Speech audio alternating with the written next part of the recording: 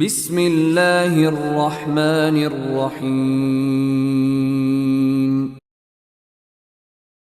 أعوذ بالله من شرور أنفسنا ومن سيئات أعمالنا من يهده الله فلا مضل له ومن يضلله فلا هادي له وأشهد أن لا إله إلا الله وحده لا شريك له وأشهد أن محمدا عبده ورسوله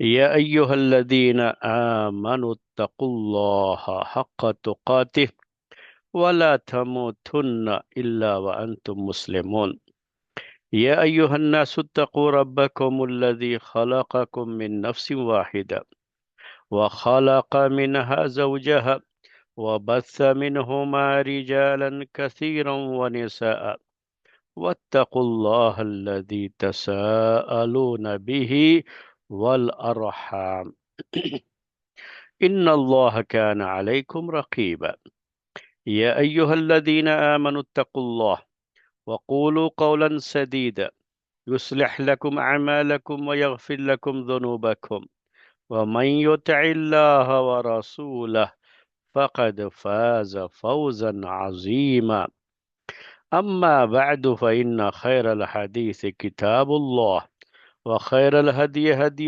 محمد صلى الله عليه وسلم وشر الأمور محدثاتها وكل محدثة بدعة وكل بدعة ضلالة وكل ضلالة في النار محترم بھائیوں اور معزز خواتین، ہماری بات شروع ہوئی ہے وقف کے مسائل کو لے کر کے، اور وقف سے متعلق جو احادیث ذکر کی جاتی ہیں، ہم انہی احادیث کو آپ کے سامنے پہلے پیش کرنا چاہتے ہیں، اور اسی کی روشنی میں جو وقف کا شریعت کا مسئلہ ہے وہ آپ کے سامنے پیش کرنا چاہتے ہیں۔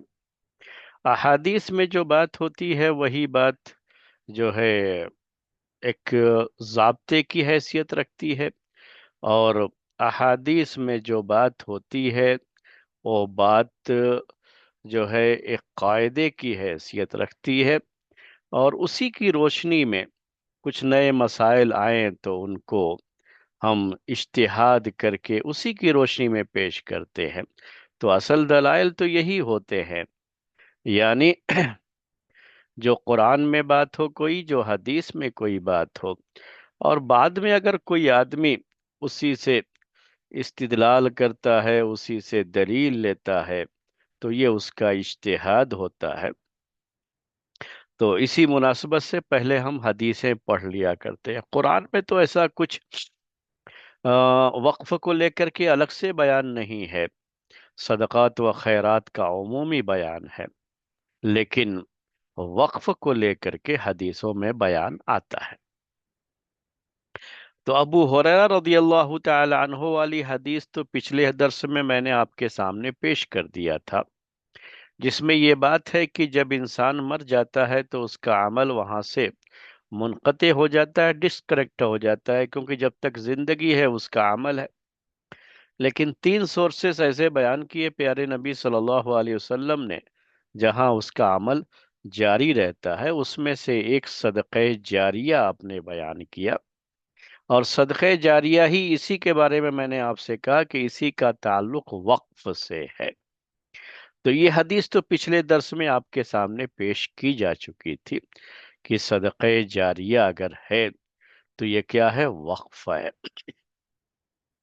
یعنی جب کسی چیز کو، کسی بھی جو ہے کوئی چیز ہو یا کوئی پراپرٹی ہو، کیونکہ صدقہ جاریہ میں کوئی چیز بھی ہو سکتی ہے، یعنی جو موویبل کہتے ہیں، آدمی کے پاس دولت ہوتی ہے، اور ایک ہوتی ہے ان موویبل جو ہے، جو پراپرٹیاں کہلاتی ہیں، جو زمین اور جو ہے مکان وغیرہ ہوتے ہیں۔ تو یہ ایسی چیزیں ہوتی ہیں جو ایک جگہ سے دوسری جگہ آپ منتقل نہیں کر سکتے۔ تو یہ وقف میں زیادہ یہی چیز ہوتی ہے، لیکن سامان وغیرہ بھی وقف کرنے کی باتیں ہیں، جیسے خالد بن ولید رضی اللہ تعالی عنہ نے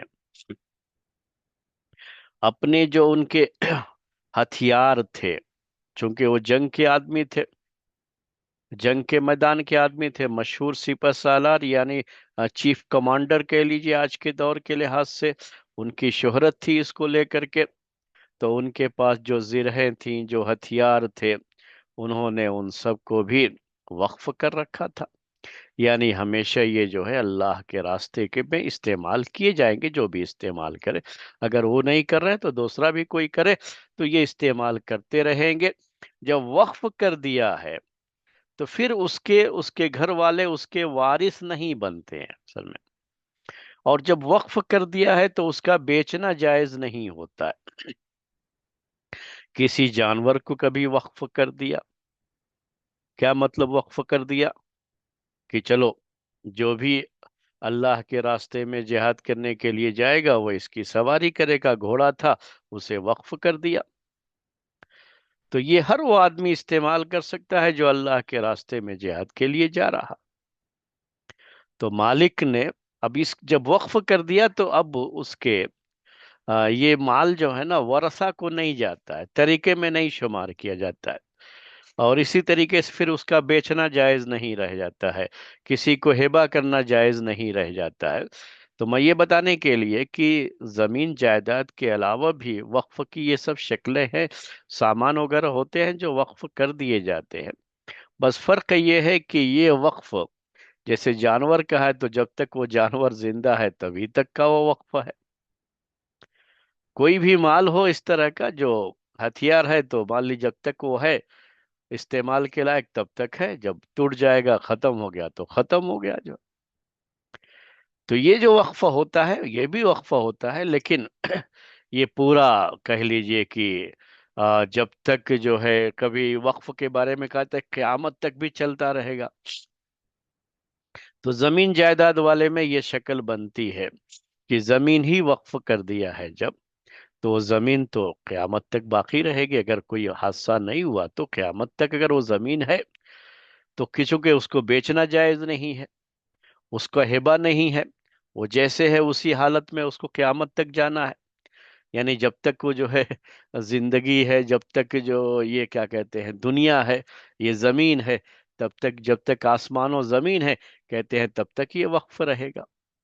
تو یہ فرق ہوتا ہے، جو پراپرٹی کا وقفہ ہوتا ہے اس کے تعلق سے یہ فرق آتا ہے۔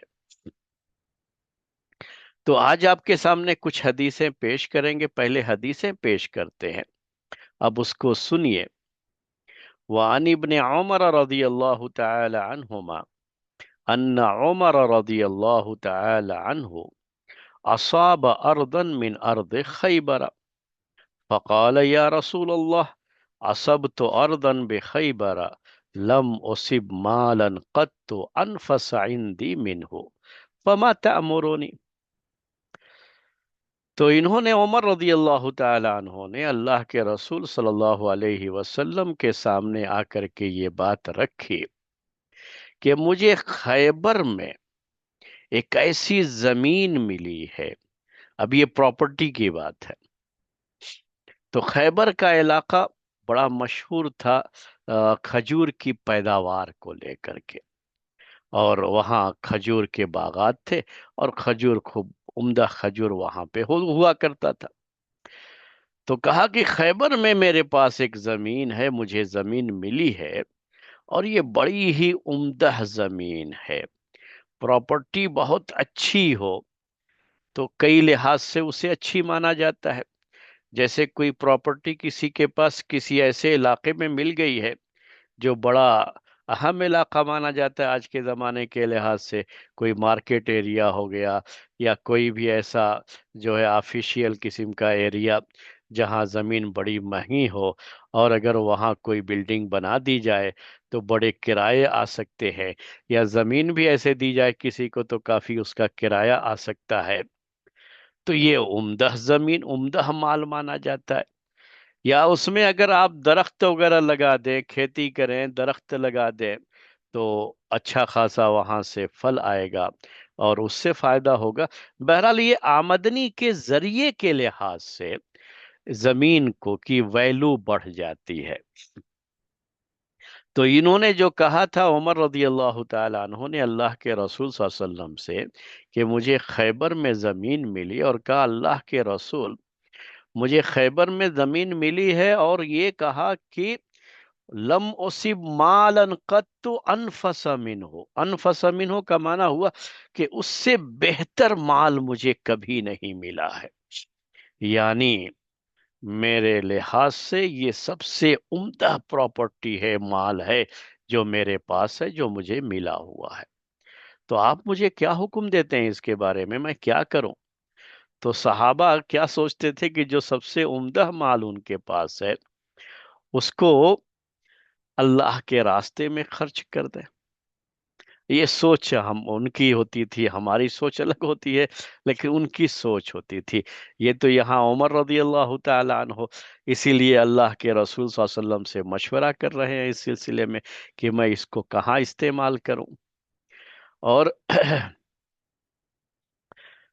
ابو طلحہ رضی اللہ تعالیٰ عنہ نے بھی ایسے ہی جو ہے، جب قرآن کی آیت نازل ہوئی تھی تو کہ لن تنالوا البر حتى تنفقوا مما تحبون، انہوں نے اللہ کے رسول صلی اللہ علیہ وسلم سے آس کر کے کہا اللہ کے رسول، اللہ تعالیٰ نے یہ آیت نازل فرمائی ہے کہ تم نیکی کو نہیں پہنچو گے جب تک کہ جو مال تم کو بہت زیادہ پسند ہے نا، تمہارا بہت اچھا مال جو سمجھتے ہو، اس کو اللہ کے راستے میں خرچ کرو۔ تو یہ جو ہے انہوں نے کہا اللہ کے رسول میرے پاس بیروہا، ان کے پاس ایک باغ تھا، وہ بھی پراپرٹی ہے، تو یہ پراپرٹی کے تعلق سے چیزیں آ رہی ہیں۔ تو بیروہا ایک باغ تھا ان کے پاس، کہا اللہ کے رسول میرے پاس سب سے عمدہ مال میرا یہی ہے۔ تو زمین جائیداد میں جو عمدہ مال ہوتا ہے، کہا جاتا ہے عمدہ مال، تو جہاں سے سورس آف انکم جو جو ہو اور اس میں آمدنی زیادہ ہو، انکم زیادہ ہو، تو اسی کو اچھا مال کہتے تھے۔ تو کہا انہوں نے بھی یہی لفظ استعمال کیا، تو ان کو بھی اللہ کے رسول صلی اللہ علیہ وسلم نے وقف کرنے کا مشورہ دیا تھا۔ تو وقف سے تعلق یہی ہے۔ اور یہاں عمر رضی اللہ تعالی عنہ نے بھی مشورہ کیا کہ میں چاہتا ہوں کہ اس کو اللہ کے راستے میں دے دوں۔ تو کیا کہا اللہ کے رسول صلی اللہ علیہ وسلم نے ان سے بھی کہ آپ وقف کر دو۔ یہ صدقے کی جو شکل ہے وقف، یہ سب سے بہتر شکل ہوتی ہے، یہی صدقے جاریہ ہے، اور اسی میں انسان کو اس کا فائدہ بعد میں بھی ملتا رہتا ہے، اس کے مرنے کے بعد بھی یہ فائدہ اس کو پہنچتا رہے گا، اس کا اجر و ثواب پہنچتا رہے گا، گویا کہ اس کا یہ عمل جاری ہے۔ تو یہ ہے اصل وقف کی اہمیت، اور یہ پراپرٹی کی شکل میں جب ہوتی ہے نا تو یہ اہمیت بڑھ جاتی ہے۔ اور یہی میں آپ کو سمجھا رہا تھا پچھلے درس میں، شاید آپ بعض لوگوں کو پورے طریقے سے بات نہ سمجھ میں آئی ہو، تو بہت سارے سوالات تھے جو ہمارے بعض بھائیوں کے تھے، تو میں وہ آپ کو جو ہے بتانا چاہ رہا ہوں کہ جیسے ابھی آپ جو ہے کسی مسجد کے نام سے بھی دے دیتے ہیں نا، تو ہم یہ سمجھتے ہیں کہ ہم نے وقف کر دیا ہے، اور آپ نے تو دے دیا میرے بھائیوں، کسی مدرسے کو دے دیا آپ نے تو دے دیا، لیکن یہ مسجد اور مدرسے کے نام سے جو چیزیں ہوتی ہیں ابھی کوئی ضروری نہیں ہے کہ وہ وقف ہو۔ یہی پچھلے ہفتے آپ کو سمجھا رہا تھا میں، کیونکہ اب جو ہے مسجد کا بھی ہوتا ہے کہ ٹرسٹ ہوتا ہے، جیسے آپ سب لوگ اس بات کو جانتے ہیں کہ مسجد کا بھی ایک ٹرسٹ ہے، وہی متولی ہوتے ہیں آج کے دور میں، اور یہی لوگ اس کے ذمہ دار ہوتے ہیں۔ تو اگر ٹرسٹ کے نام پر رجسٹرڈ زمین ہو گئی ہے تو وہ ٹرسٹ اس کا مالک ہوتا ہے، وقف نہیں ہے۔ پھر یہ وقف میں یہ ہوتا ہے کہ کوئی اس کا مالک نہیں بنایا جائے گا، اور کسی کی ملکیت میں یہ چیز نہیں ہوگی۔ اصل جو چیز ہے نا وہ کسی کی ملکیت میں نہیں آتی. کوئی متولی ہو سکتا ہے دیکھ بھال کے لیے، لیکن وہ اس کا مالک نہیں ہوگا. اس کو حق نہیں ہوتا ہے کہ وہ بیچ سکے، کسی کو دے سکے. یہ سب چیزیں جو ہے، اسی لیے میں نے کہا کہ کوئی اس کا پھر مالک نہیں رہ جائے گا. اس میں کسی کو مالک نہیں بنایا جاتا ہے وقف میں. اگر آپ مدرسے کو بھی دیتے ہیں تو ہر مدرسے کی ایک باڈی ہوتی ہے. مطلب کیا ہوا کہ وہ جو ہے اپنا ایک یہ سوسائٹی بنا لیتے ہیں وہ لوگ، اور سوسائٹی کے نام سے پھر وہ ساری چیزیں رجسٹرڈ ہو جاتی ہیں.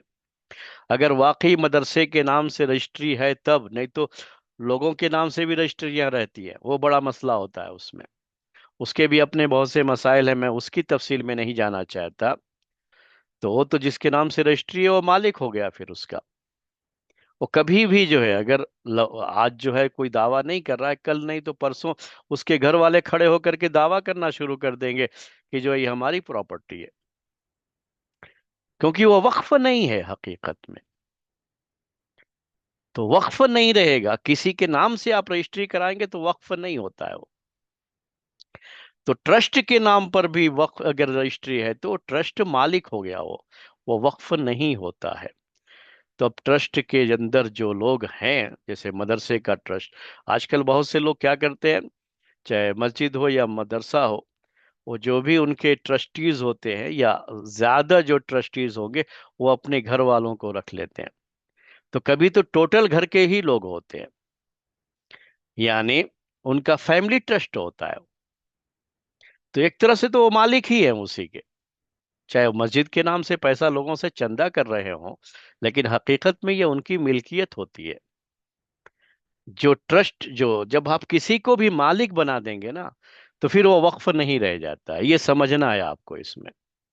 اور زیادہ تر ایسے ہی ہے ابھی جو مسجدیں بنائی جا رہی ہیں، اس میں ہوتا یہ ہے کہ وہ مسجد کا کوئی ٹرسٹ ہوگا اور اسی کے نام سے وہ چیز رجسٹرڈ ہوگی. وقف نہیں ہوتا ہے کہ زندگی بھر اور ہمیشہ یہ زمین جو ہے مسجد ہی کے لیے رہ جائے گی، اور باقاعدہ یہ وقف ہے کہ کوئی اس کا مالک نہیں ہے. اس طرح سے جو ہے نہیں ہوتی ہے چیز. تو عملاً یہ ہے، یہ اس کو سمجھنا ہوتا ہے. آپ لوگ میں سے اکثر لوگ اس چیز کو نہیں جانتے ہیں، اسی لیے میں اس کی وضاحت کر رہا ہوں کہ جو چیز ابھی پائی جا رہی، جو چاہے آپ کسی مدرسے کو دیں یا کسی بھی مسجد کو دیں، ان سب کے اندر یہ بات ہے. میں یہ کسی کے خلاف نہیں بول رہا ہوں، جو چیز ہے وہ بتا رہا ہوں آپ کو. پہلے وقف ہوتی تھیں وہ زمینیں، مسجد کے نام سے ہے تو وقف کر دیا جو. لیکن ابھی جو چل رہی ہے، جو سلسلہ چل رہا ہے نا، اس میں باقاعدہ ایک ٹرسٹ بنا کر کے لوگ ایسے کر رہے ہیں. تو ٹرسٹ کے نام سے وہ رجسٹرڈ ہے، ٹھیک ہے، کسی خاص آدمی کے نام سے نہیں ہے، ٹرسٹ کے نام سے رجسٹرڈ ہے، یہ مان لیجیے. تو یہ ہوتا ہے، یہ جو ہے اس میں کوئی مسئلہ نہیں. لیکن جو ٹرسٹ ہے نا، تو ٹرسٹ کے جو لوگ ہوتے، جو اس کے ممبرس ہوتے ہیں نا، وہ ٹرسٹ میں وہ کبھی بھی وہ زمین کو بیچ سکتے ہیں، کسی کو دے سکتے ہیں، کچھ بھی کر سکتے ہیں وہ لوگ، چونکہ وہ اس کے مالک ہوتے ہیں. ٹرسٹ کے اندر یہ چیز ہوتی ہے، دوسرا کوئی آدمی اس کے اندر آ بھی نہیں سکتا، نہ کوئی سوال کر سکتا ہے، نہ کوئی پوچھ سکتا ہے. آپ جو ہے خود چندہ دیے ہوئے ہوں اور آپ بھی پوچھ نہیں سکتے کہ جو ہے بھائی میرے پیسے کا کیا ہوا. تو کہاں کیا ہے، کیسا خرچ ہو رہا ہے، کیسے کیا ہے، اس کے بارے میں کچھ پتا نہیں ہوتا ہے. لوگوں کو کچھ پتا نہیں ہوتا ہے. اور چلو اس کا تو ہم نہیں کچھ کہتے، چلو حسن ظن رکھیے کہ جو ہے، حالانکہ جو کچھ دیکھا ہے اندر، اس دیکھنے کے بعد تو حسن ظن رکھنے کا مسئلہ نہیں آتا، لیکن پھر بھی ہم کہتے ہیں چلو حسن ظن رکھیے. لیکن جب ٹرسٹ کے ماتحت چیزیں ہوتی ہیں تو ٹرسٹ کا جو بھی ذمہ دار ہوتا ہے وہ اپنے لحاظ سے جو بھی چاہتا ہے وہ فیصلہ کرتا بھی ہے، اور فیصلہ اس کا مانا بھی جاتا ہے. اور یہی کہیں گے کہ یہ فلاں کا مدرسہ ہے، یہ فلاں کی مسجد ہے، یہی مسئلہ اس کے اندر آتا ہے. تو اسی ٹرسٹ کے تحت ساری چیزیں آتی ہیں. تو پہلے جو مسجدیں ہوتی تھیں، میں نے اب جو آپ کو شروع میں یہ کہا کہ یہ سب وقف کے تحت آتی تھی. ابھی جو نئی زمینیں خرید خرید کر کے مسجدیں بنا رہے ہیں لوگ، اور آپ بھی کافی اس میں چندہ دیتے ہوں گے، یہ سوچ کر کے کہ قیامت تک کے لیے آپ کا یہ اجر و ثواب لکھ دیا گیا۔ میں نے تو وہی بتا دیا تھا پچھلے ہفتے کہ چند سالوں کے بعد توڑ کر کے پھر سے بنا لیتے ہیں مسجد، تو کون سا جو ہے آپ کو قیامت تک کا اس میں، آپ وہ کہاں صدقہ جاریہ بول کر کے آپ اس کو سوچ کے بیٹھے ہیں؟ آپ کی زندگی میں ہی شاید توڑ کر کے دوبارہ اسے بنا دیا گیا ہو، یہ ممکن ہے۔ تو اب یہ، اور زمین میں آپ کا کوئی حصہ نہیں تھا، زمین کسی اور نے اگر وقف کی ہے تو ٹھیک ہے، نہیں بھی کیا ہے تو وہ ٹرسٹ کے تحت دیا ہے، تب بھی جو ہے وہ مسئلہ رہتا ہے کہ وہ ٹرسٹ کے نام پر ہے، پھر تو وہ ٹرسٹ کبھی بھی اس کے بارے میں کوئی فیصلہ کر سکتا ہے۔ اب دیکھیے، تو کیا کہا کیسے جو ہے، تو یہ دونوں جو حدیثیں میں نے پیش کی، ابھی دو حدیثیں ایک ساتھ لے کے چل رہا ہوں۔ ایک تو ابو طلحہ رضی اللہ تعالی عنہ نے بھی یہ بات ذکر کی تھی، مشورہ مانگا تھا اللہ کے رسول صلی اللہ علیہ وسلم سے کہ ان کا سب سے بہتر مال بیروحا، جو کہ ایک باغ تھا، تو اس کے بارے میں انہوں نے مشورہ کیا کہ میں کیا کروں، تو ان کو بھی اللہ کے رسول صلی اللہ علیہ وسلم نے وقف کرنے کے لیے کہا، اور عمر رضی اللہ تعالی عنہ کو بھی وقف کرنے کے لیے کہا۔ یہ دونوں صورتوں میں کیا ہوا، وقف کیا ہے اس کو بیان کیا اللہ کے رسول صلی اللہ علیہ وسلم نے۔ اب الفاظ پڑھتا ہوں، اب آپ اس کو سنیے۔ کہا ان شئت حبست اصلها وتصدقت بها، اگر آپ چاہیں تو اس کے اصل کو آپ روک لیں اور پھر اسے صدقہ کر دیں، یہ صدقہ جاریہ۔ اصل کو روک لیں کا کیا مطلب ہے؟ یہ پراپرٹی ہے نا، تو یہ پراپرٹی ایسے ہی اسے جو ہے جام کر دیا جائے، روک لیا جائے کہ کوئی نہ اسے بیچ سکتا ہے، نہ کوئی اسے ہبا کر سکتا ہے، کسی کو اس کا مالک نہ بنایا جائے، کوئی اس کا مالک نہیں رہے گا۔ اسی لیے احناف تو یہ کہتے ہیں کہ وقف کی زمین کا مالک اللہ تعالیٰ ہوتا ہے، تو انسانوں میں سے کوئی اس کا مالک نہیں رہ جائے گا۔ کسی جو مالک تھا اس نے کیا کر دیا؟ صدقہ جاریہ یعنی وقف کر دیا اس کو، تو اس لحاظ سے اب اس کی ملکیت بھی نکل گئی۔ بعد میں وہ کہے کہ نہیں بھائی میرے تو مالک تھا اسی لیے میں اس کو بیچ سکتا ہوں، اب اس کے پاس سرکار کے اندر سرکاری دفاتر میں اسی کے نام سے یہ چیز رجسٹرڈ ہے، تو اس کے لحاظ سے وہ کبھی بھی اس کو بیچ سکتا ہے، اور اس کے مرنے کے بعد جو اس کے وارثین ہیں کبھی بھی دعویٰ کر سکتے یہ تو ہمارے والد کی زمین تھی اس لیے ہم اس کے وارث ہیں، تو ہبا نہیں کر سکتے، نہ اس کے وراثت چلتی ہے، اور نہ ہی بعد میں وہ شخص اسے بیچ سکتا ہے۔ یہ وقف کا مطلب ہوتا ہے، اور وقف میں وہ کسی کے نام سے بھی اسے نہیں کرتا، چاہے وہ کوئی شخص ہو، کوئی ٹرسٹ ہو، کوئی بھی ہو، کسی کے نام سے بھی نہیں دیتا اسے، کسی کے حوالے نہیں کرتا اس کو زمین کو، بلکہ وہ کیا کر دیا، اسے اللہ کے لیے وقف کر دیا بس۔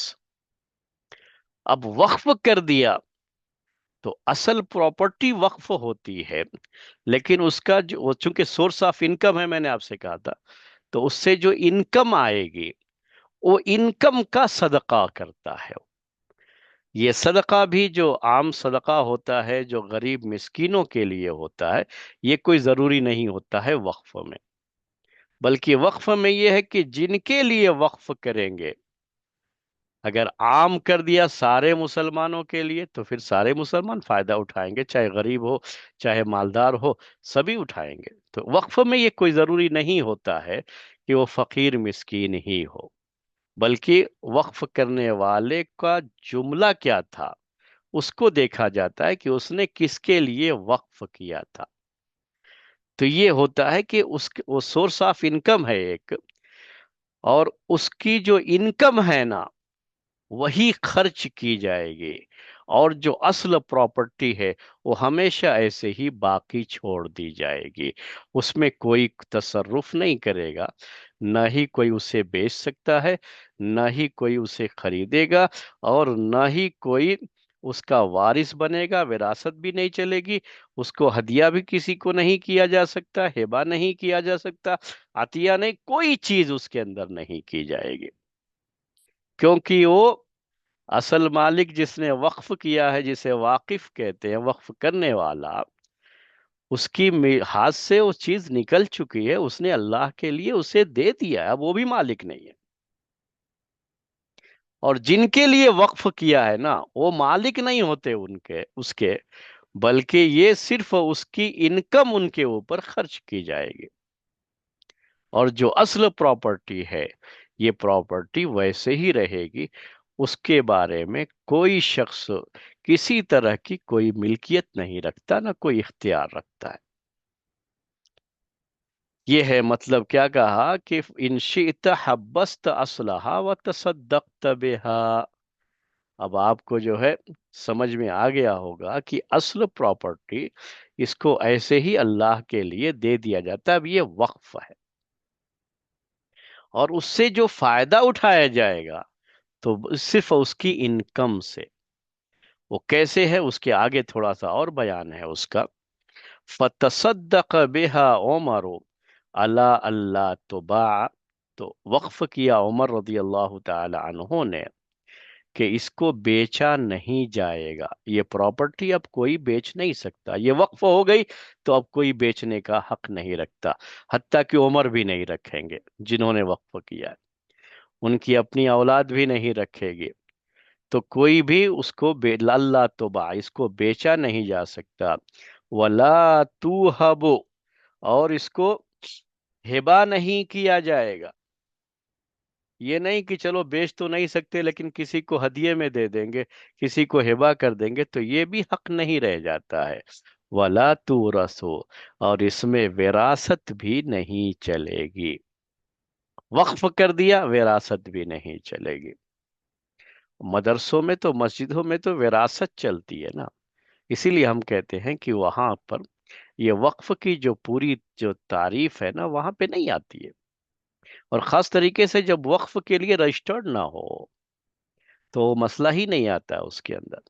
کیا مطلب وراثت چلتی ہے؟ باپ کے بعد بیٹا ذمہ دار بنے گا، جو ٹرسٹ ہوتا ہے اس میں اس بات کا خیال کیا جاتا ہے کہ اتنے ممبر، یا تو پورا جو ہے فیملی ٹرسٹ ہی ہوتا ہے، کہیں کہیں تو ایسے بھی ہے، اور کہیں دوسرے لوگوں کو رکھا جاتا ہے، تو یہ کوشش کی جاتی ہے کہ اپنے لوگوں کو اتنے اس کے اندر ٹرسٹیوں میں داخل کر لیا جائے کہ ہم جو چاہیں گے وہ فیصلہ کریں گے، تو ایک طرح سے ان کی ملکیت ہی چلتی ہے اس کے اندر، اور انہی کا حکم چلتا ہے۔ تو اب یہ جو ہے آپ نے وقف کو سمجھ لیا کہ نہ اس کو بیچا جا سکتا ہے، نہ ہی کسی کو ہبا کیا جا سکتا ہے، نہ اس میں وراثت چل سکتی ہے۔ اس کے بعد کس کے اوپر وقف کیا تھا عمر رضی اللہ تعالیٰ عنہ نے، اس کا ذکر ہے اس حدیث میں، فی الفقراء، یعنی جو اس کی انکم ہوگی وہ فقیروں میں، محتاجوں میں تقسیم ہوگی، وذوی القربا، اور رشتہ داروں میں۔ وقف میں یہ بات یاد رکھیے کہ یہ کوئی ضروری نہیں کہ غریب مسکین ہی کے لیے ہو، تو غریبوں کے لیے بھی انہوں نے کیا، اور ساتھ میں رشتہ دار، اب وہ چاہے مالدار رشتہ دار ہو تب بھی وہ بھی فائدہ اٹھا سکتا ہے جب ایسا کہہ دیا تو۔ والرقاب، اس زمانے میں جو غلام لونڈے ہوتے تھے ان کی گردنیں آزاد کرنے کے لیے، یعنی ان کو آزاد کرنے کے لیے بھی اس کو استعمال کیا جا سکتا ہے۔ والضیفی، مہمانوں کے لیے، اس زمانے میں مہمان نوازی ایک بڑا مسئلہ ہوتا تھا، آج کی طرح سے جگہ جگہ ہوٹل بنائے گئے ہیں رہنے کے لیے بھی، کھانے کے لیے بھی، تو لوگ کہیں بھی جاتے ہیں تو ہوٹل میں ٹھہر جاتے ہیں اور ہوٹلوں میں جا کے کھانے کھا لیتے ہیں، تو وہاں تو ہوٹل وغیرہ نہیں تھا، تو مہمان جو کسی دوسرے شہر میں کوئی جاتا تھا نا، تو اس کی مہمان نوازی کو لے کر کے بڑا مسئلہ ہوتا تھا، اور اسی کو سامنے رکھ کر کے یہ چیز ہوتی تھی کہ جو وقف کرتے تھے لوگ، تو ایسا بھی کرتے تھے کہ جو باہر سے کوئی آیا ہے، اس کے رہنے کا کھانے کا کوئی انتظام نہیں، تو ان مہمانوں کے لیے بھی وقف کر دیا کہ یہ جو ہے پیسہ، یہ آمدنی ان کے اوپر خرچ ہوگی، تو ان کو بھی شامل کرتے تھے۔ وابن السبیل، مسافر جو ہے، تو مہمانوں کے لیے بھی، مسافروں کے لیے بھی ये कहते हैं किसके ऊपर वक्फ किया। तो जिनके लिए वक्फ किया है, मैं इसकी थोड़ी और तफसील आपके सामने पेश कर दूं। ये कोई जरूरी नहीं होता है कि इसमें ये वक्फ गरीबों ही के लिए हो, ये कोई जरूरी नहीं होता, गरीबों के लिए भी हो सकता है। अब मैं एक तफसील आपके सामने एक तरतीब से पेश करता हूं। किसी ने जगह जो है प्रॉपर्टी को वक्फ कर दिया कि जो भी इसकी आमदनी है, सोर्स ऑफ इनकम ही होता है, मैंने कहा प्रॉपर्टी की शक्ल में, तो उसको वक्फ कर दिया। तो असल जमीन तो कुछ नहीं, अपनी जगह पर रहेगी, कायम रहेगी। उसकी जो फ्रूट आते हैं, अगर बाग है या जो है, जो भी उसका इनकम है जो उस जमीन की, वो इनकम कहाँ इस्तेमाल की जाएगी? गरीबों के लिए इस्तेमाल की जाएगी। तो ये गरीबों के लिए हो गया। किसी ने किया कि ये यतीमों और बेवाओं के लिए, ऐसा भी बहुत होता था कि यतीमों के लिए, यतीम बच्चों के लिए या बेवा औरतों के लिए उसे वक्फ कर दिया। तो ये सिर्फ यतीमों पर ही खर्च होगी, फिर वो आमदनी किसी और को नहीं जाएगी। यहां तक कि अगर कोई गरीब मिस्किन है तो उसको भी नहीं। जिसके लिए वक्फ करते हैं ना, उसी पे उसको खर्च करना होता है। तो वक्फ करने वाले ने किसके लिए वक्फ किया है वो देखना होता है।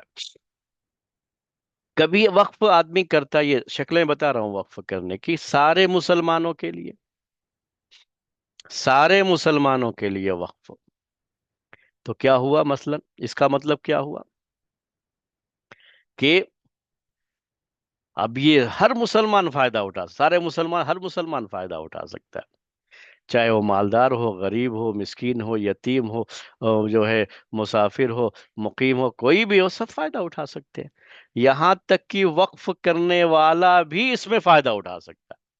उससे उसकी अपनी औलाद भी फायदा उठा, विरासत नहीं है लेकिन वो चूंकि वो भी मुसलमान है, तो जो भी मुसलमान होगा सब उससे फायदा उठा सकते हैं और सबके लिए उसे खर्च किया जाएगा। ऐसे भी वक्फ होते थे जो सारे मुसलमानों के लिए है, और वक्फ करने वाला भी उसमें चूंकि वो भी मुसलमान है, तो वो भी उससे फायदा उठाता रहा है और फिर भी उसको अजर सवाब मिलता रहेगा, क्योंकि उसने वक्फ कर रखा है। तो ये चीज उस्मान रजी अल्लाह तआला अन्हो के ताल्लुक से आपने सुनी होगी। उनके वक्फ की मैं आपको मिसाल पेश कर देता हूँ। जब हिजरत करके लोग मदीना आए थे, तो मदीने में एक मीठे पानी का कुआं था, बीरे रूमा कहते थे उसको। और यहूदी के पास था, एक यहूदी उसका मालिक था। ये कुएं की बात है। आजकल क्या हो रहा है, ये उलमा भी जो अपने अपने मकसद के लिए हदीसों को जैसे चाहते हैं वैसे पेश कर देते हैं, और लोग सुन करके उनकी बातों पर अमल भी कर लेते हैं। वो जो कुएं की जब बात आएगी ना, तो आज जो हम ये जो हैंड पाइप वगैरह, या जो ये जो पानी जमीन से निकालने के लिए जो पंप वगैरह लगवाते हैं, तो बाज लोगों ने उसी, बाज उलमा जो है इसी को करके पेश कर देते हैं ये हदीस को वहां पे। नहीं, दोनों में बहुत फर्क है, इसको नोट कर लीजिएगा। वो तो अपने चंदे के लिए लोग कह देते हैं, तो चंदे के लिए लोग हदीसों को बहुत गलत अंदाज से पेश करते हैं। चंदा करने वालों से बड़ा होशियार रहना चाहिए। इसीलिए वो चाहे आपको कितना बड़ा आलिम लग रहा हो, उसके सामने सिर्फ उसका चंदा होता है और कुछ नहीं होता है। तो ये मैं कह रहा हूं कि क्यों फर्क है। वो ये जो कुआं है ना, ये जमीन के साथ होता है। ये फर्क, ये जो कुआं वक्फ होगा ना, तो ये जमीन के साथ वक्फ होता है।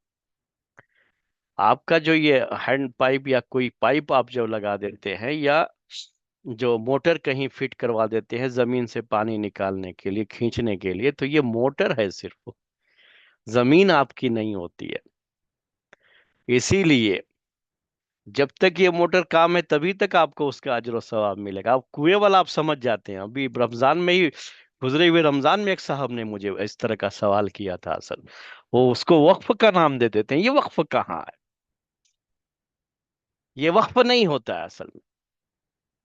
और यही लोग नहीं समझ पाते हैं इसको। किसी ने चंदे के लिए ऐलान कर दिया तो साहब उसी चक्कर में थे कि मैं जो है कहीं पर वो वही पाइप जो है, वो हैंड पाइप, या कह लीजिए हैंड पाइप के अलावा ये जो ये मशीन मोटर जो है डाल देते हैं।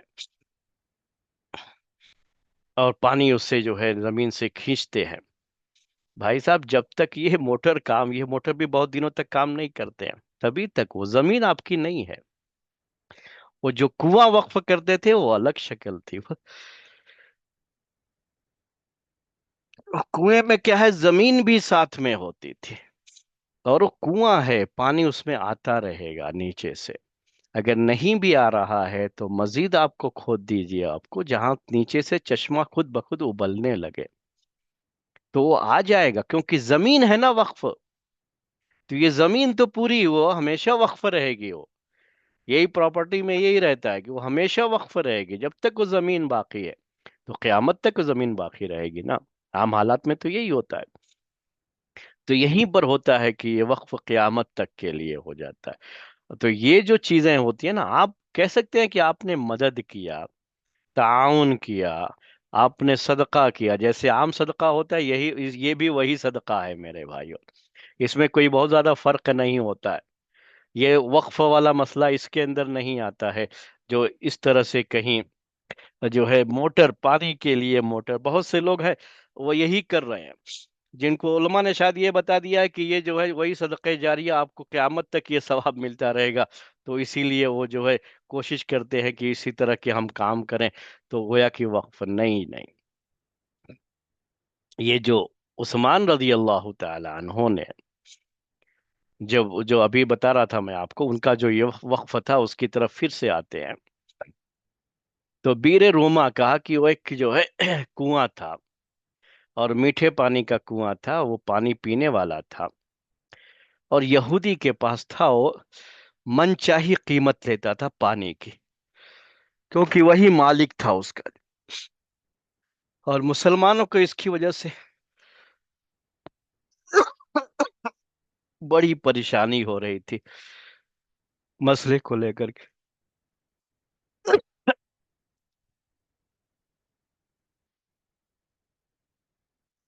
تو تھوڑا سا یہ مسئلہ میں واضح کرنا چاہ رہا ہوں. تو اللہ کے رسول صلی اللہ علیہ وسلم نے کہا صحابہ سے کہ کون ہے جو پیر روما کو خرید لے تو یہ پوری زمین خریدے گا. یہی اس کے اندر چیز ہوتی ہے. کہا کہ کون ہے جو بیر روما کو خرید لے اور مسلمانوں کے لیے اس کو وقف، یعنی اس کی ملکیت نہیں رہے گی. یہ نہیں ہوگا کہ ایک طرف تو وہ فائدہ اٹھا رہا تھا، اب یہ جو ہے صاحب خرید کر کے یہ بیچنا شروع کریں تو یہ فائدہ اٹھائیں. تو ویسا نہیں، بلکہ وقف کر دیں. تو اس کو عثمان رضی اللہ تعالی عنہ نے وقف خرید کر کے مسلمانوں کے لیے وقف کیا تھا. تو اب یہ چیز ہے، یہ نوٹ کرنے کی ہوتی ہے کہ اب مسلمانوں کے لیے وقف ہے، تو عثمان رضی اللہ تعالی عنہ بھی مسلمان ہے. تو یہ بھی اس کا پانی استعمال کرتے تھے، کیونکہ آپ جس کے لیے وقف کیے ہیں، اگر اس میں آپ بھی آ رہے ہیں وقف کرنے والا، یا اس کے گھر والے، یا اس کی اپنی اولاد، تو ان کے لیے بھی اس کا استعمال کرنا جائز ہوتا ہے. تو یہ ہوتا ہے وقف، یہ ہے وقف. تو پراپرٹی کا جو وقف ہے نا، زمین جو ہوتی ہے نا یہی باقی رہتی ہے. باغوں میں بھی ایسا. تو یہ جو ابھی ذکر جس کا چل رہا تھا، ابو طلحہ رضی اللہ تعالی عنہ کا باغ تھا. عمر رضی اللہ تعالی عنہ نے جو خیبر کے بارے میں کہا، وہ بھی کیا تھا؟ باغ تھا. تو اس باغ کا کیا ہے، آمدنی کا کیا ہے کہ جو پھل آتا ہے، جیسے ان کے یہاں کھجور کا باغ ہوتا تھا، تو جو کھجور آتا رہے گا اس میں، تو اب وہ زمین ہے تو برابر جو ہے وہ کھجور آتا رہے گا. اور جس کے نام سے وقف کیا ہے وہ اس سے فائدہ اٹھاتے رہیں گے، اور ان کے لیے یہ آمدنی جو ہے انہی کے اوپر خرچ ہوگی. تو اب یہ کھجور ہے تو یہ کھجور ان کو دے دیا جائے گا. اب یہ کہیں گے آپ کی اس میں بھی کہاں قیامت تک ہوتا ہے؟ ہو سکتا ہے کہ بیچ میں وہ درخت کیا ہو جائے، ختم ہو جائے. تو جب باغ ہوتا ہے نا، یاد رکھیے گا کہ اس میں جو متولی ہوگا، اس کا نگراں ہوگا، اس کی ذمہ داری کیا ہوتی ہے کہ اب ایک درخت بہت پرانا ہو چکا ہے، اب اس کا پھل بہت کم آ رہا ہے، تو نئے نئے درخت لگاتا رہتا ہے، پرانے درخت ختم کرتا رہتا ہے. تو یہ ہمیشہ باقی رہتا ہے درخت ایسے. تو اسی لیے بعض لوگ یہ ذکر کرتے ہیں کہ ابھی بھی مدینے میں کچھ ایسے کھجور کے باغ ہے جو عثمان رضی اللہ تعالی عنہ نے وقف کیا تھا اور ابھی تک وہ جاری ہے. اور وہ صدقہ جو وہی وقف کیا تھا تو ابھی بھی وہ جو ہے چیز جاری ہے، ابھی تک وہ باقی ہے جو ہے. تو باغ میں یہ سلسلہ ہوتا ہے کہ جب بھی آپ نگرانی کریں گے نا تو پرانے درخت، ٹھیک ہے وہ درخت کی بھی ایک عمر ہوتی ہے، لیکن اس میں نئے نئے درخت اگائے بھی جاتے رہتے ہیں، تو سلسلہ وہ چلتا رہتا ہے. اب زمین ہے، کھیتی ہو رہی ہے، تو زمین جب تک ہے وہ اپنا کھیتی ہوتی رہے گی. اب کھیتی کر رہے ہیں تو جب کھیت کاٹیں گے تو پھر دوبارہ اس کے اندر بوئیں گے، دوبارہ کھیتی کریں گے، تو یہ سلسلہ تو چلتا رہتا ہے. تو وہی آمدنی کا یہ سورس جو ہے ایک بنا ہوا ہے، چونکہ اصل اس کی کیا ہے، وقف ہے.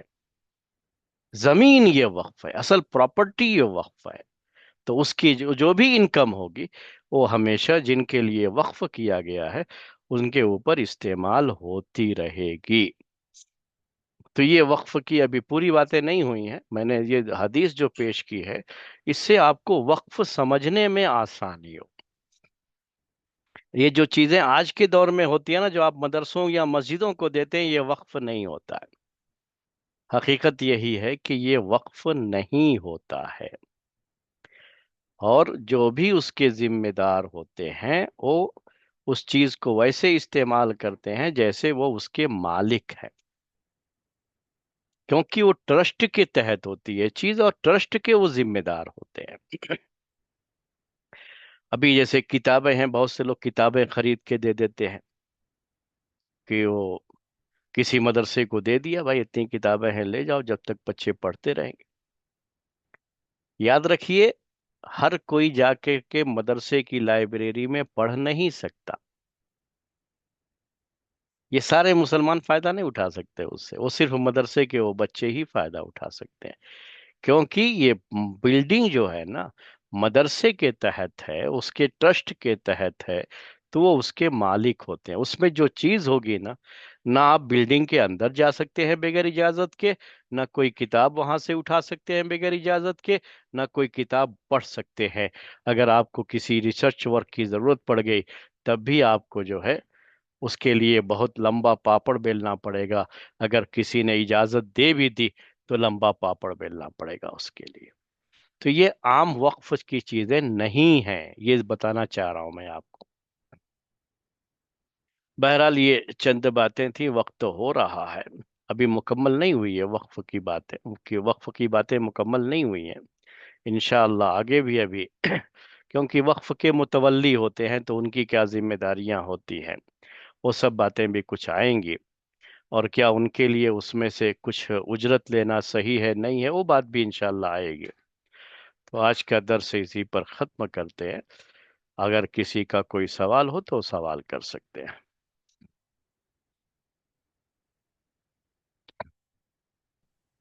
جی. السلام علیکم شیخ. وعلیکم السلام. شیخ ابو طلحہ رضی اللہ تعالیٰ عنہ کو حدیث کے بارے میں سوال ہے شیخ. ہم، جب وہ آیت نازل ہوئی لن تنالوا البر حتی تنفقوا، تو وہ ہم، آتے ہیں بولتے ہیں کہ یہ میرا پسندیدہ باغ ہے اور میں اس کو اللہ کے راہ میں خرچ کرنا چاہتا ہوں. جی ہاں، تو اللہ کے نبی صلی اللہ علیہ وسلم ان کو یہ صلاح دیتے ہیں کہ آپ اپنے وقف غریب کر دیں. جی ہاں. غریب رشتہ داروں کے یہاں خرچ کرو بول کے. جی ہاں، وہ وقف کرنے کے لیے کہا، اور کن کے لیے وقف کرنے کے لیے کہا؟ تو کہا رشتہ داروں میں. جی اپنے رشتہ تو داروں میں. جن کے تو لیے، ہاں جن کے لیے آپ وقف کریں گے نا، تو وقف کرنے والے کو یہ حق ہوتا ہے کہ وہ چاہے تو اپنے رشتہ داروں کے لیے بھی وقف کر سکتا ہے. جی ہاں بولیے. تو شیخ حدیث میں تو وقف کا اس کا مطلب ورڈ کا ذکر نہیں ہے شیخ، مطلب وہ جی ہاں، کہیں بھی وقف کا ذکر کہ نہیں ہوتا ہے، بس یہاں پر بھی صدقہ. نہیں ہے جو ابھی میں نے عمر رضی اللہ.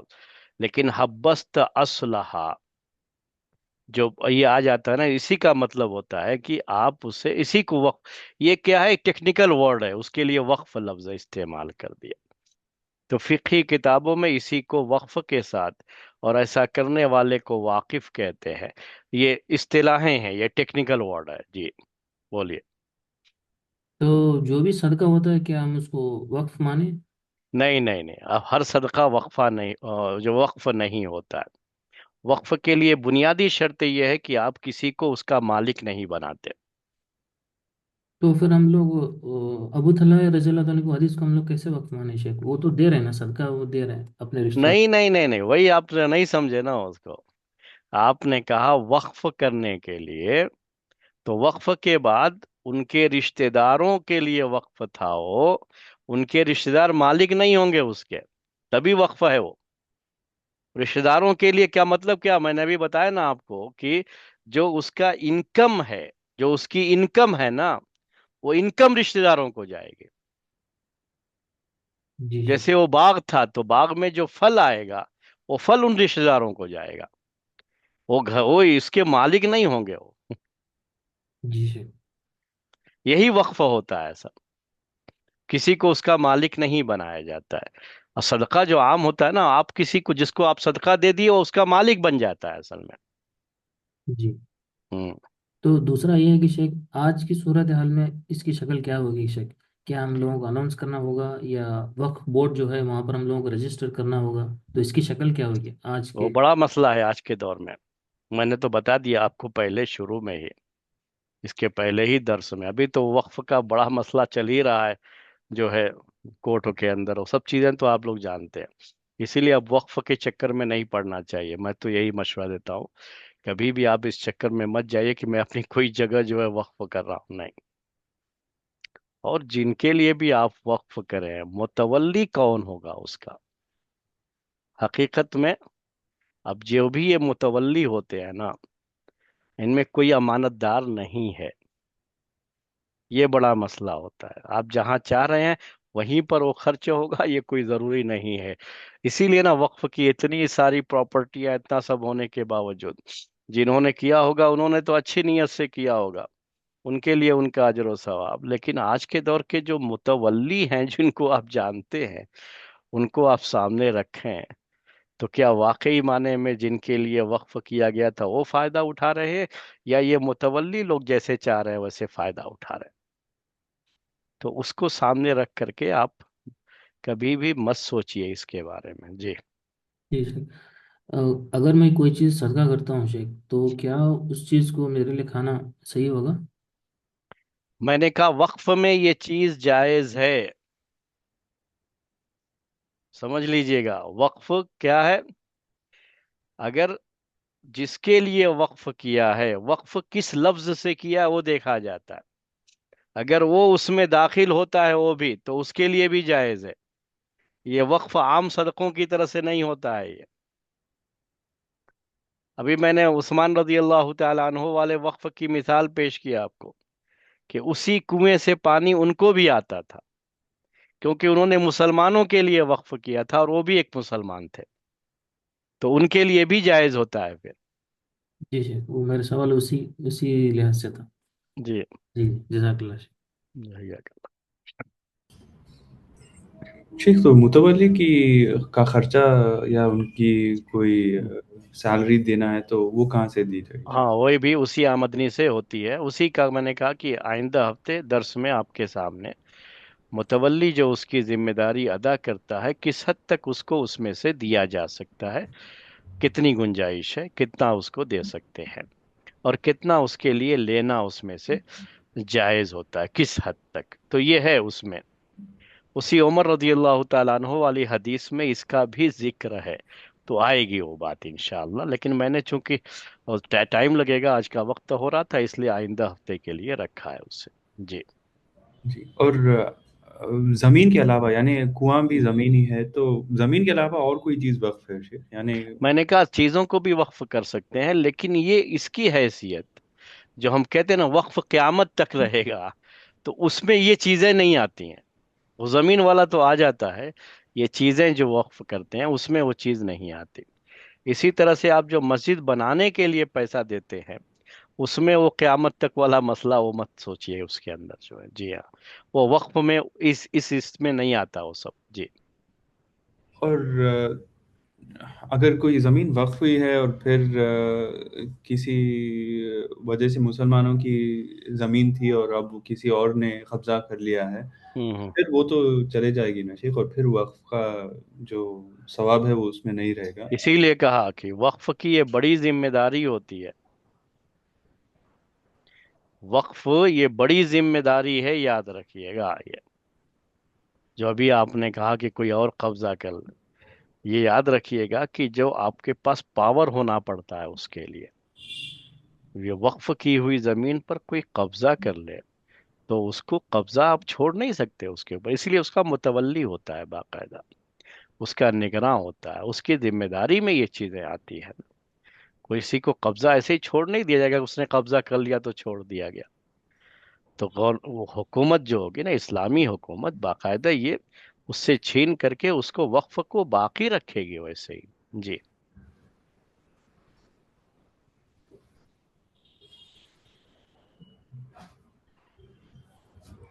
السلام علیکم شیخ۔ وعلیکم السلام۔ جی شیخ، چیٹ میں ایک سوال آیا تھا کہ جو آپ یہ فقہ البیوع جو پڑھا رہے تو کوئی خاص کتاب سے پڑھا رہے یا پھر یہ فقہ البیوع نہیں ہے اصل میں، وہ جو ہے چیپٹر جو ہے دیا ہوا ہے ابھی تک، وہ کسی زمانے میں وہ فقہ البیوع شروع ہوا تھا، تو شاید ابھی بھی وہی آتا ہے، تو لوگ سمجھتے ہوں گے کہ یہ فقہ البیوع نہیں ہے، فقہ البیوع تو بہت پہلے ہی ختم ہو گیا۔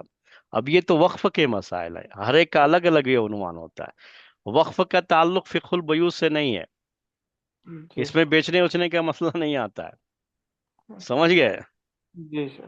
ہاں، تو پہلے یہ میں نے سوچا اس کی اصلاح کر دوں کہ آپ جو ہے وہ بیوع سمجھتے ہیں، یہ بیوع سے تعلق نہیں، بہت پہلے ہی ہدیہ وغیرہ کے مسائل جب سے شروع ہوئے، اس کے پہلے بھی نفقات وغیرہ کے مسائل ہوں گے، تو یہ بیوع سے اس کا تعلق نہیں ہے۔ جی ہاں، نفقات کا بھی، اور اسی طرح سے جو آپ کا جو ہے ہدیہ ہبہ وغیرہ کے آپ کے بہت تفصیلی مسائل آئے نا، تو یہ بھی بیوع سے نہیں، اس کا تعلق نہیں ہے، یہ بے شرا نہیں ہے، خریدنا بیچنا نہیں ہوتا ہے یہ۔ تو اب یہ الگ مسائل ہیں، یہ وقف کا مسئلہ میں پیش کر رہا ہوں آپ کے سامنے ابھی، تو وقف کے مسائل بے سے تعلق نہیں رکھتے ہیں، خرید و فروخت سے تعلق نہیں رکھتے ہیں۔ دوسری بات یہ کہ جو شروع سے ہم پڑھا رہے ہیں، آپ کے سامنے یہ چیز شروع سے رہی ہے کہ کبھی بھی ہم کوئی خاص کتاب نہیں پڑھاتے ہیں، قرآن اور حدیث کو سامنے رکھ کر کے باتیں ہوتی ہیں، تو یہ حدیث کی روشنی میں ہم پڑھاتے ہیں، ہمارا طریقہ ہوتا ہے مسائل کو پڑھانے کا کہ حدیث کی روشنی میں، حدیث پڑھ کر کے اس کی روشنی میں مسائل بیان کرتے ہیں۔ تو یہ وقف کے بارے میں جو حدیثیں ہیں، پہلے ہم نے آپ کے اس لیے آپ کے سامنے وہ حدیثیں پیش کی ہیں، اور اس حدیث کی روشنی میں ہم مسئلہ بیان کرتے ہیں، ہمارا طریقہ یہی ہوتا ہے۔ تو ہمارے سامنے حدیث کی کتابیں ہوتی ہیں، اس میں ان حدیث کی کتابوں سے حدیثیں پیش کرتے ہیں ان مسائل سے متعلق، اور اس کی شرح کرتے ہیں، اور جو اس کے اندر پورے حتیٰ کہ فقہا نے بھی جو باتیں کہی ہیں ان کی باتیں لے کر کے بھی ان کے آپ کے سامنے پیش کرتے ہیں۔ جی،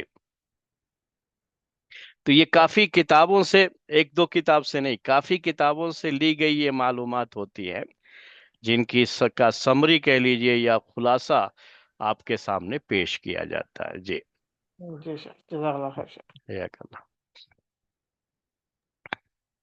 ایک سوال تھا شیخ، السلام علیکم۔ وعلیکم السلام۔ جی شیخ، یہ ابھی جو گورنمنٹ وقف کا لینڈ قبضہ کرنے کا وہ سبھی یہ کر رہے ہیں، تو اس ہم۔ وقت پہ مسلمان کیا کرنا چاہیے شیخ؟